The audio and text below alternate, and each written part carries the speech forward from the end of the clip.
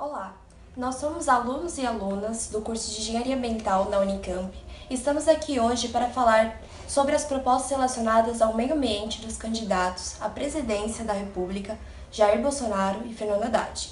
Fernando Haddad e Manuela Dávila começam a apresentar o seu plano dizendo que há uma necessidade de fazer uma transição ecológica na produção do país e que, para isso, o Brasil deve usar as práticas, tecnologias e inovações verdes para aproveitar o desenvolvimento, ao mesmo tempo gerando emprego e renda. E como ele propõe essa mudança? A primeira coisa que ele diz é que criará uma agenda priorizando as questões mais urgentes. Um dos focos do seu plano são os gases de efeito estufa. Ele fala também que as metas a serem alcançadas unirão políticas de diferentes setores. Isso é importante porque, para propor soluções eficientes, entendemos que não basta uma proposta pontual. Ela deve levar em conta as questões econômicas, sociais e ambientais. No plano de Haddad, é muito interessante perceber novas fontes de obtenção de água, uma vez que já falta água para a população em vários lugares e épocas do ano. Ele também fala de despoluição dos rios, algo que de extrema importância ambiental e sanitária, e que pode ter vínculo com o saneamento devido aos esgotos, além de citar a proteção dos aquíferos e lençóis freáticos.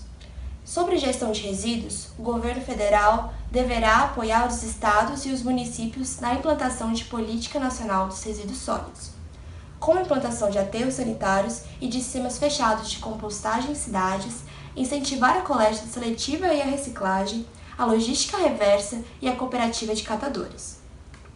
Nós achamos importante que o povo consuma os produtos de forma mais consciente possível. O governo pode ajudar com programas informativos, por exemplo. Consideramos positivos os pontos abordados por Haddad, apesar de superficiais em alguns setores. É necessário pautar a importância de políticas públicas para as zonas costeiras e aprofundamento em ecoturismo. Já nas propostas de Jair Bolsonaro, não foram inseridas políticas, planos ou programas de saneamento nem gestão de resíduos sólidos. Cidades. Haddad propõe a retomada do programa PAC, Urbanização de Assentamentos Precários, visando garantir a infraestrutura em assentamentos precários e loteamentos irregulares. Aborda o tema Cidades Resilientes, menos poluídas e mais iluminadas. Para isso, pretende investir no programa Reluz, implantado por Fernando Henrique, e programa Luz para Todos, para as localidades isoladas na Amazônia. No setor de mobilidade, propõe o transporte limpo e aponta a necessidade da diversidade de modais de carga e passageiros. Consideramos o tema importante, visto que vivemos com a greve dos caminhoneiros. Inclui também em seu plano investimentos nos desenvolvimentos tecnológico nacional em combustíveis alternativos e carona solidária. Jair Bolsonaro.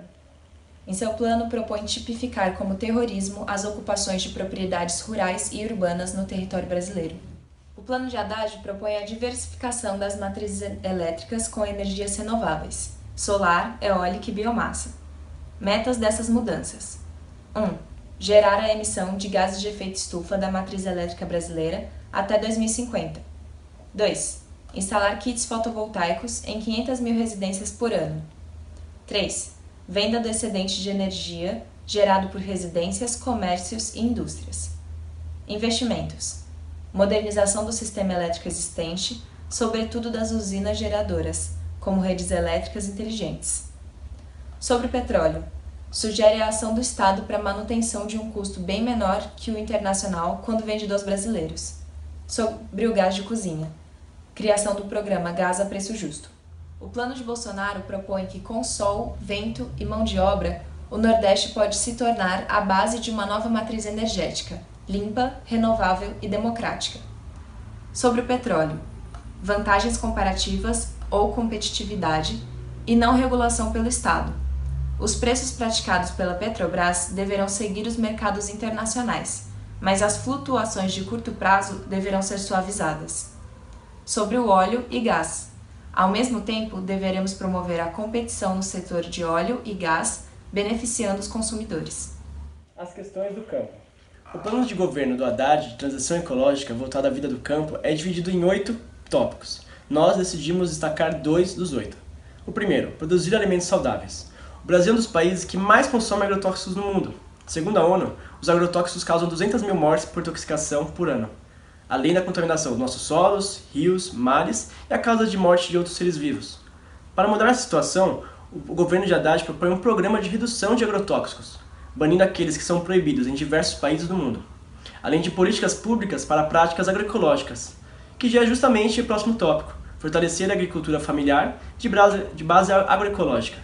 Na América Latina surgiu um movimento agroecológico, que procura atender às necessidades de preservação ambiental e a melhoria contínua das condições socioeconômicas dos pequenos agricultores. Hoje, o agronegócio concentra grandes terras em poucas mãos, financia a indústria química que contamina nossos recursos naturais, envenena a população e utiliza cada vez mais as ferramentas automatizadas, de forma não conciliada com os empregos dos trabalhadores rurais. A agricultura familiar produz cerca de 70% dos alimentos de consumo dos brasileiros, e por isso o governo de Haddad mudará a atuação da Companhia Nacional de Abastecimento, CONAB, para o Programa de Compra de Alimentos de Agricultura Familiar e pretende fomentar o uso de alimentos orgânicos nas escolas públicas. O plano traz também questões sobre o avanço da fronteira agropecuária e seus impactos no desmatamento, propondo o aumento de eficiência do setor, através do desmatamento zero. Agora o plano de Jair Bolsonaro. Em seu plano, a nova estrutura federal da agropecuária teria várias atribuições, entre elas recursos naturais e o meio ambiente rural. Nós somos contra esse modelo de organização, porque o setor da agropecuária é um grande causador de impactos, devido às altas taxas de emissões de gases de efeito estufa e das mudanças de uso e ocupação do seu solo. A união dessas diferentes áreas colabora para a perda de efetividade da preservação e conservação dos nossos recursos naturais, onde os interesses do agronegócio teriam um destaque maior frente às questões de urgência ambiental, que afetam a nossa saúde, nossa alimentação, o meio ambiente, a economia e as questões sociais também. Voltando para o plano do Haddad, o tópico de desmatamento zero. A Amazônia é fundamental nesse cenário de crise econômica e ambiental, com potencial de auxiliar no desenvolvimento econômico sustentável, inovação e pesquisa. As propostas giram em torno de medidas voltadas para a sua valorização e combate contra as mudanças do seu território, como atividades ilegais de madeireiras, queimadas, expansão irregular de agropecuária, atividades mineradoras, invasão de terras indígenas e demais atividades que podem causar impacto nos aspectos sociais, econômicos e ambientais. Sobre educação ambiental. Haddad sugere uma política pública de educação ambiental. Retomará as ações de educação implementadas desde 2003 e desenvolverá uma estratégia de educomunicação socioambiental e de programas voltados a escolas, instituições e territórios sustentáveis, inclusive programa de formação de educadores e educadoras ambientais comprometidos com a transição ecológica. A implementação da educação ambiental se faz extremamente necessária.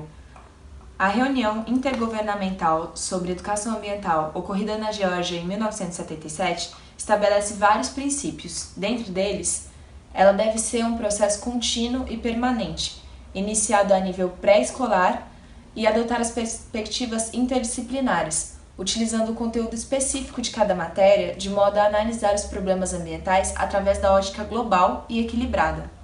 A educação ambiental é imprescindível para que se reeduque e se resgate uma forma sustentável do ser humano se relacionar com o meio ambiente. O plano do candidato Haddad teve cuidado de abordar essa temática, ainda que de forma superficial. Uma outra questão que é importante de ser pontuada é sobre uma proposta do Jair Bolsonaro de reduzir para 3 meses o prazo máximo do licenciamento ambiental de algumas obras. O exemplo que ele deu foi das mini centrais hidrelétricas. E a gente acredita que esse prazo de 3 meses não é suficiente e não é interessante reduzir tanto assim, porque é um estudo de impacto ambiental grande e detalhado que tem que ser feito nos âmbitos econômico, social e ambiental. Então, essa é uma proposta que a gente, enquanto engenheiro ambiental, acha que não seria interessante para o meio ambiente. Em tempos de crise, nós temos que entender que não é flexibilização do direito ambiental, do direito trabalhista, que nós vamos conseguir algum crescimento. Pelo contrário, nós temos que buscar desenvolvimento econômico, desenvolvimento social, considerando as questões ambientais, econômicas e sociais. Então, mais importante que fazer algo é como você vai fazer esse algo. É o caminho que você vai levar para realizar seus objetivos. Por isso que na comparação entre o plano de governo, entre o Haddad e o Jair Bolsonaro, as propostas abordadas pelo Haddad são muito mais estruturadas do que a do próprio Bolsonaro. sem metas, objetivos, ações, sem estratégias para a obtenção de efetividade dos seus objetivos abordados. Então, nesse quesito, nós acreditamos que a do Haddad, sim, é a melhor opção no quesito ambiental. E caso seja eleito... Para isso, para as propostas serem concretizadas, nós precisamos exercer o papel de cidadão e cobrar os nossos candidatos escolhidos.